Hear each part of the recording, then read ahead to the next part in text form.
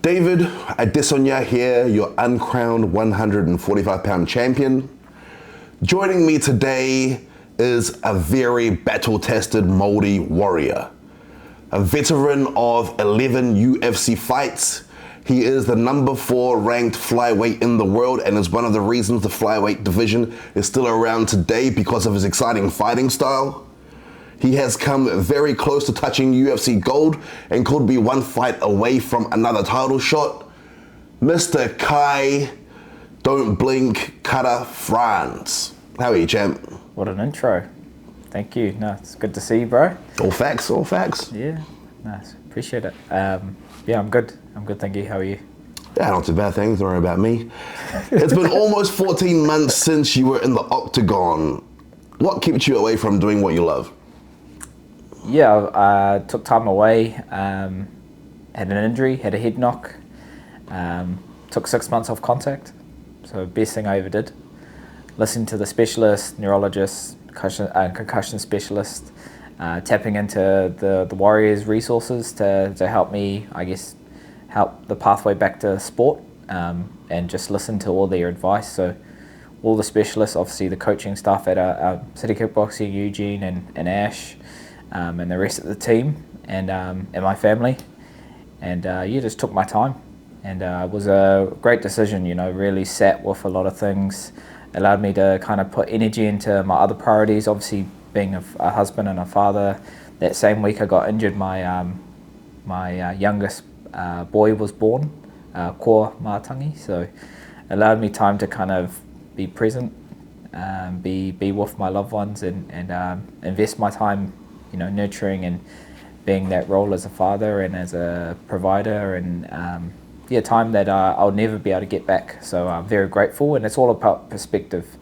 People can say that being away from my career is a bad thing, but it actually allowed me time to have a lot of clarity in where I'm heading, reflect, as well as just soak up what's important in life, and that's whānau, that's me providing and seeing what the next 5 years looks like. So best decision I ever made was take my time, and here we are now, feeling the best I've ever felt, physically, mentally, emotionally and spiritually, just topped up and ready to go.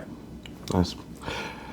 How difficult was it to process your last fight? Because there was a major uproar from the fans, and the conversation about the state of judging in MMA really came to the forefront after your Amir Albazi fight. Can you put into words how robberies like this really affect fighters and the realities of it? Because as fans, we see it in the feed, and then 3-4 days later, it's onto the next fight week or whatnot. But you've worked your whole camp, you had the fight, people saw the fight, but there was that, judges, asterisks. So what's that like when you go home, and just put into words so fans can get the real? Yeah, it's pretty devastating when you put all this work into your fight camp and execute the game plan on fight night, and I had people turning the fight off after the 3rd round because they're like, oh, Kai's got this, and then they came back and they were just shocked, and it was just one of those fights that it's a tough pill to swallow, but I'm not a judge. Maybe there's a bit of incompetency with the way they do they score fights, and it's not my job. So I'm not here to hold on to anything. I've let it go a long time ago. It's a weight that I don't need to carry, and the great thing about fighting is we get to do it again. It's not going to define me. This controversial loss, and I guess the UFC have kind of realised that by keeping me in the rankings at number 4, even though I haven't fought in over a year, they knew that fight was mine, and people don't really see the full story. They just see the L next to my name, but if you really go back, it's probably one of the worst robberies of 2023. The stats were horrific. I was looking at the stats, significant strikes, fucking takedowns, the only thing he had was the control time, but my 4th and 5th round were probably my best rounds, and the judges gave it to him. So it's one of those things where we just move on to the next thing, focus on the future, and focus on. I'm sure me and Amir will cross paths again. Yep. You know, if he's so certain that he bet me, you know, do it again then. Let's Run it back. Yeah. Talking about moving on, what's it like being back on the mats with the boys after, you know, long layoff, concussion protocols, couldn't be able to train, being back on the mats with the boys, and also the guys coming up on the Contender series this season? What's the atmosphere been like in the trenches? Yeah, it's been amazing being back in my normal setting and feeding off you know, all the energy from the boys. We're all in a similar boat, taking time away, and I think that was necessary to give our best performances. We had to just reevaluate what we're doing.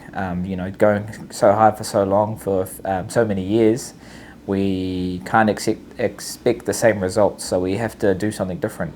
And I think that's what we've done at City Kickboxing. You know, we've got in high performance sport, tapped into all of their resources and all of their coaches, and just seeing how we can do things better, being more efficient with the load and the volume that we do.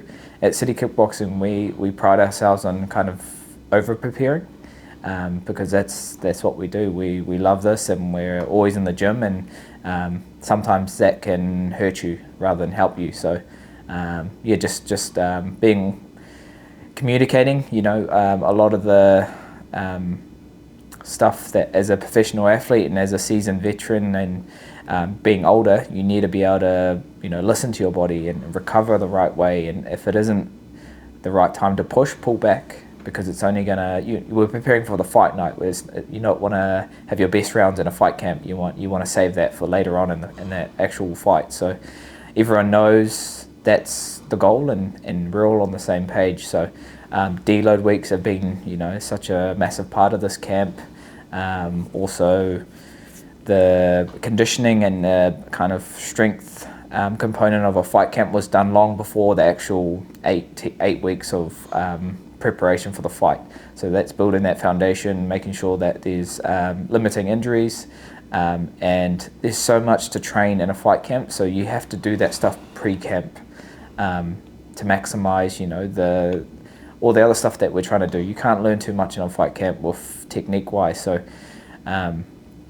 just being on all the same pages with all the coaches, and then obviously with all the boys getting ready for big fights. Obviously me, Izzy and Dan on the UFC 305, Aaron Toe, Cameron Ralston, and Navajo Sterling, all preparing for the Contender series. So they're, you know, they're just hungry to get their shot. Obviously, they're a big part of our gym, and they're a big part of the fight camp. So for them to kind of have an opportunity to, you know, create a pathway of being a UFC fighter, they're just more than ready to get in there and go and take it. I guess that's something that City Kickboxing has always done, is we just needed an opportunity. Once we had that, our fights spoke for themselves. You know, as he did it to me, he helped me out by pushing.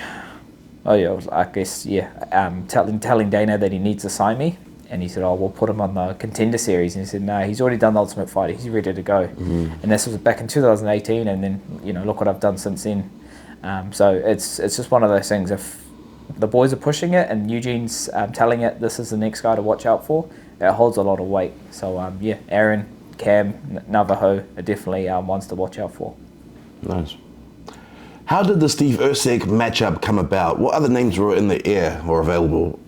Oh yeah, I just told Eugen and Ash, I want to fight on this Perth card. I want to fight close to home, and they just said we'll just see who's available. So top 5, no one was available, and then they said let's fight the guy that just fought for the belt. So that was Steve. Obviously he did a great job against Pantoja. Didn't get the win, but showed that he belongs at the top of the division. And that's what you want to be doing. Find the best guys, find the guys that just fought for the belt. And that's my pathway back to a title shot, is take him out and I guess jump the queue and get my spot. Nice. They say bad blood is good business. Things may have gotten a little bit out of hand in the build-up of the Manel Kape and Mokaev fight.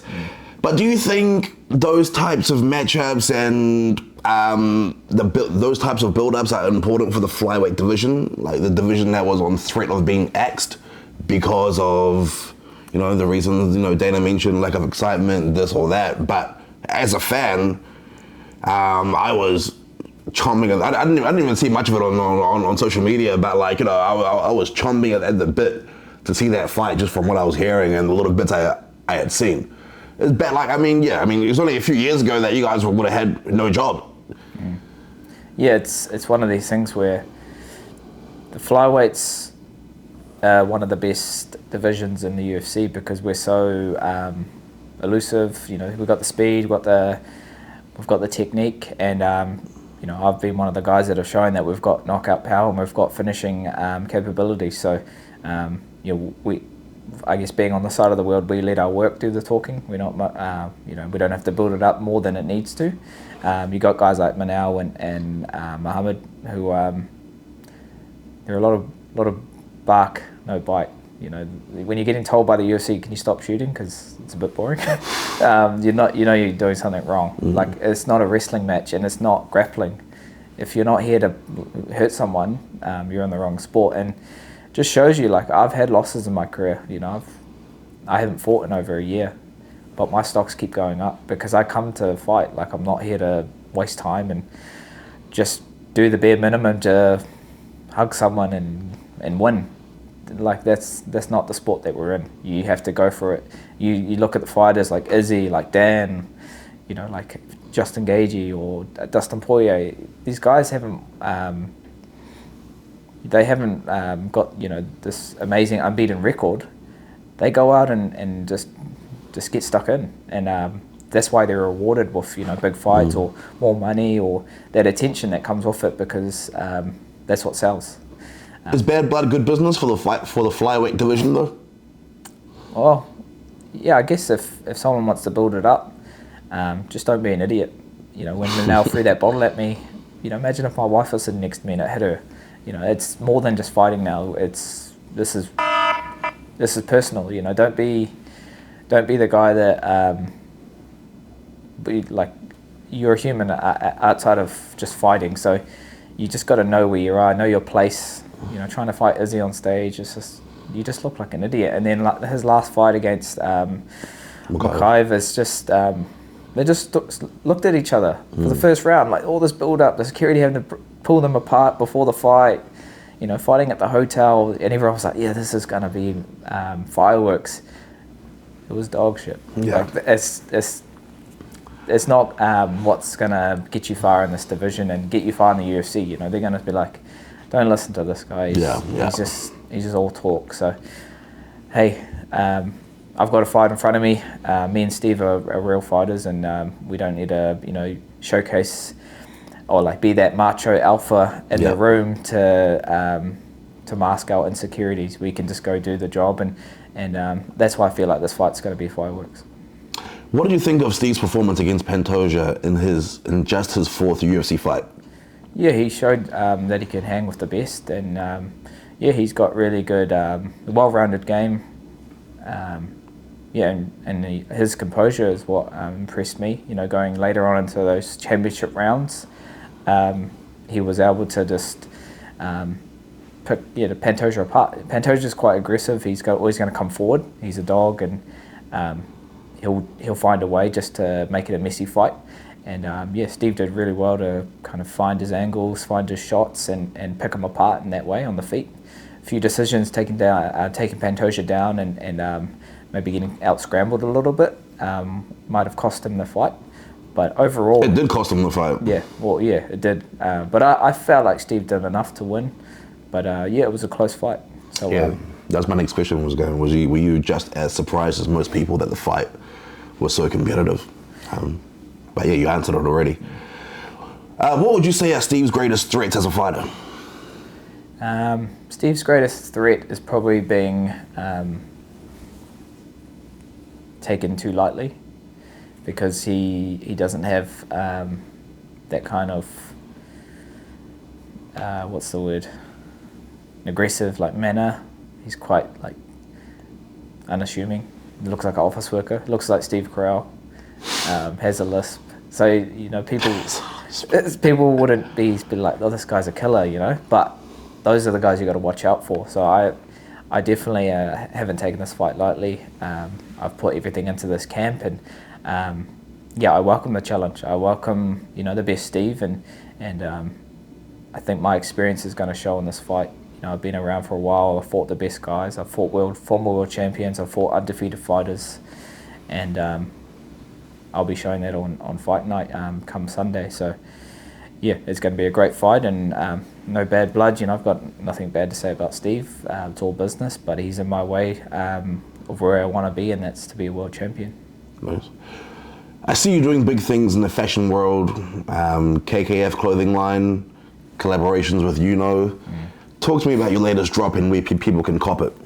Yeah, it's been cool having, I guess, a different outlet outside of fighting to be creative and I guess be in that space. Something I've always been big into is fashion, and especially sneakers, and a part of the street culture, and you know, it just fits naturally to do a collab with I've got friends at Joe and Stan that and Aida that run the business, so very lucky to I guess put out quality that I would wear myself. People can purchase online. We dropped the merch on Monday, but some stuff's still available. I think the hoodies have all sold out, but also if you're in Perth and you're here for Fight Week, we're doing an in-store meet and greet. So the pop-up will be in the city. It will be Thursday. I'll be there from 4 o'clock. So people can come in, buy some merch, meet me, soak up all that support.